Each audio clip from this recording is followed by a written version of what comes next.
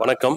நான் லலிதாம்பிகை மருத்துவக் கல்லூரியிலிருந்து இலவச மருத்துவ முகாம் போரூர் காரம்பாக்கம் ஐயா கோயிலில் நடைபெறுகிறது.